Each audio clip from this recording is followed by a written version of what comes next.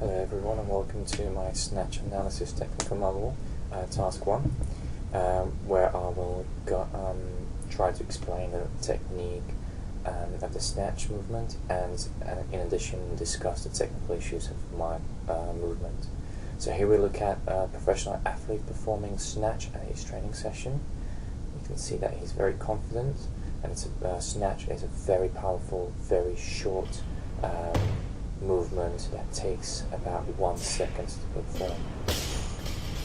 Here's the difference between 45 kilos and 50 kilo lift.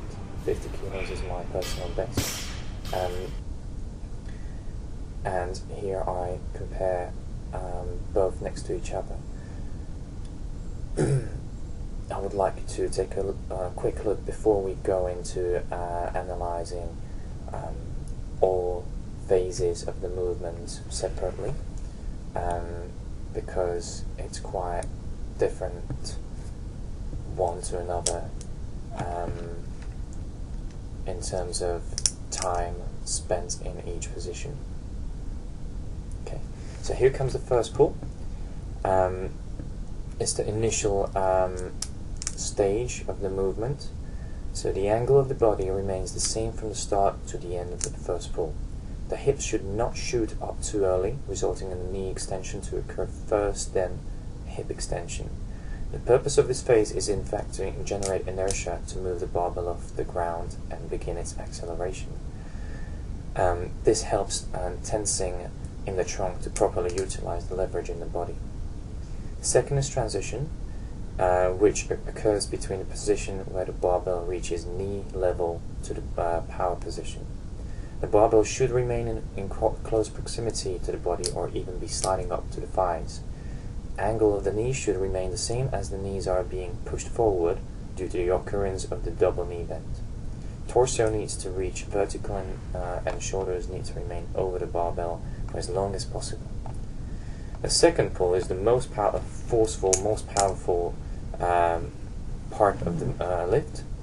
The second pull is where the barbell weightlifter system has the most momentum in motion. The second pull is where accuracy, coordination and balance are critical. Now the turnover is where all the work has been done to displace the barbell and require you to position yourself to receive the barbell. It is an active phase where you are trying to bring your body down as quickly as possible.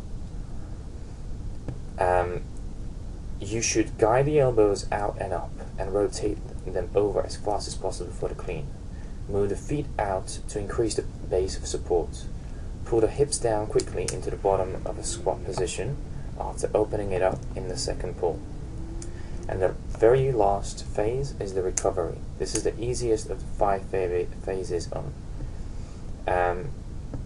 In the snatch, you basically perform the concentric portion of the overhead squat. In the clean, you perform the concentric portion of the front squat.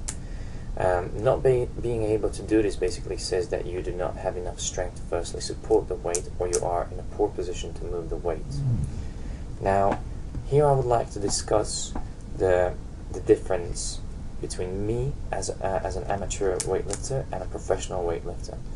As you can see, I tend to lift my drive my heels and my feet up, flexing my knees a little bit more than it should be. This could be because of simply because of the experience or bad habit development. Here's the picture of a professional athlete just after the second pull. That's the position of my feet. So you can see that it's more than 110 degrees in the knee angle. And here's the picture of a professional athlete where he will develop even more than 170 degree angle. So you can see that he's leaning back, extending more horizontally than vertically, whilst I am in a more vertical position. But that could be also because of the weight difference. He's obviously lifting much more, so he needs to extend his body more than I do. So this would be one aspect to fix. Rather than jumping, we try to stay in a very close contact with the floor.